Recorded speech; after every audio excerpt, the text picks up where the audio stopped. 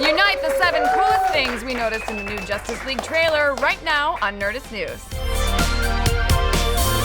The new trailer for Warner Brothers' Justice League movie dropped over the weekend, and wonder of wonders, we actually walked away from it feeling kind of excited. It had jokes, it had charming characters, it basically had all the stuff fans have been begging from the DCEU ever since it launched in 2013. So good job, Internet! You successfully shamed Zack Snyder into making the movie you wanted. Who says cyberbullying is all bad? But on top of all the general coolness, the trailer was also stuffed with a bunch of really awesome individual moments, and we're breaking down our 7 favorite ones right now. Kicking things off at the #1 spot is the MVP of the trailer, Aquaman. DC looks determined to put all those dude who talks to fish jokes to bed by turning him into the most badass of the bunch. In fact, he's even been described by James Wan, the director of the Aquaman solo flick, as the Wolverine of the team, and you can definitely see him unleashing his inner Logan here. He's drinking, he's cracking wise, he's walking around with no shirt, and hold up, is he pulling a fastball special right here? Yeah! Come on, dude. You can't do another superhero's move with the Batmobile as the stand-in for Colossus and act like it's yours. Still, plagiarism concerns aside, are we really concerned about that? No. The fact that Justice League isn't just managing to make Aquaman a cool character, but make him stand out as an audience favorite definitely increases our faith in the eventual film. Although his prominence does leave us wondering about the absence of other heroes in the trailer. His original Twitter reveal read, "Unite the 7, and so far we've got Aquaman, Batman, Cyborg, The Flash, and Wonder Woman up on screen, plus Superman chilling in his coffin waiting for the most dramatic moment to rise from the dead.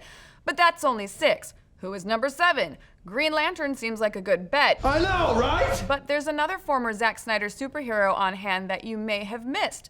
Billy Crudup. Billy Crudup, of course, played Dr. Manhattan in Snyder's 2009 adaptation of Watchmen. Could Dr. Manhattan be in Justice League? Could the Watchmen be coming to the DCEU? It already happened in the comics, so why couldn't it happen on the big screen? Nope! That is almost 100% Barry Allen's dad, who is in prison after being framed for the murder of the Flash's mom.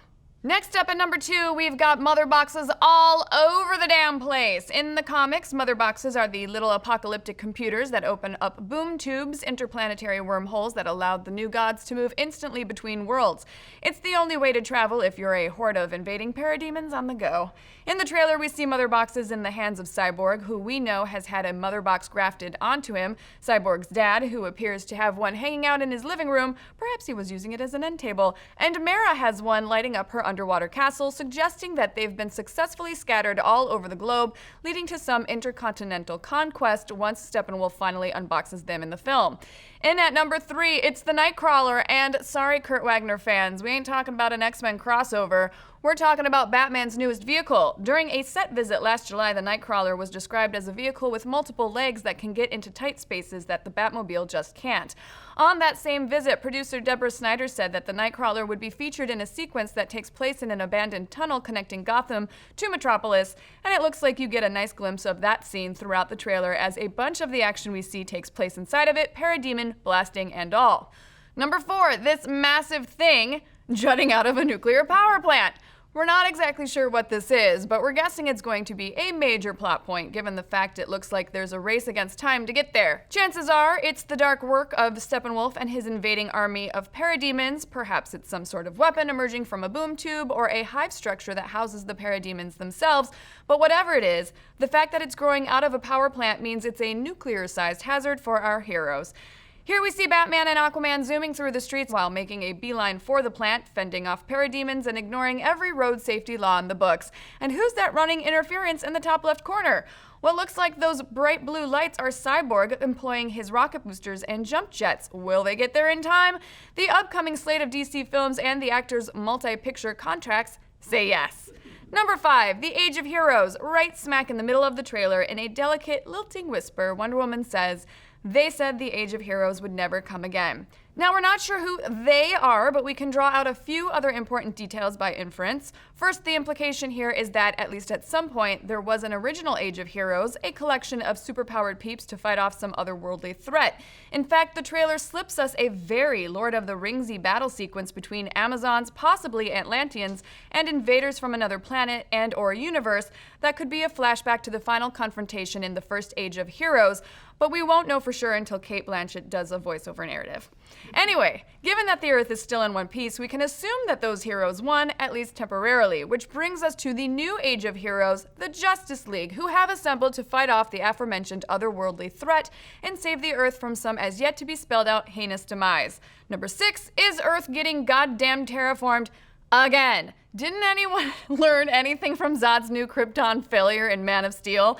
Guess not, because right here, at the 1 minute and 51 second mark, we see what we think is a small peek at apocalyptic forces trying to transform our world into War World. Attempts to terraform Earth into a new War World actually happened in the comics during the Return of Superman arc, so it would seem to make sense that it would happen here too, giving Supes ample motivation to return from the dead just like it did in the comics.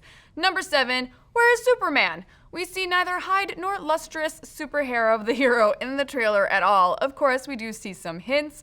Lois Lane looking up at the sky, Cyborg body checking a tank right next to a Metropolis police cruiser, and the Flash zipping up the dais of the Metropolis Superman statue. Now, we know based on the ending of Batman v Superman that Superman is alive, implied by the dirt on his casket suddenly lifting up as if it's being sucked into the sky, and we also know from the crazy flashback sequence that sometime in the future Superman is going to be an apocalyptic headache for Batman and the world, so we have a theory that though Superman will return, he's going to come back as a world-ending threat, whether by mind control employed by Darkseid's anti-life equation, or by the possibility that he's crazed and disoriented after having been brought back to life.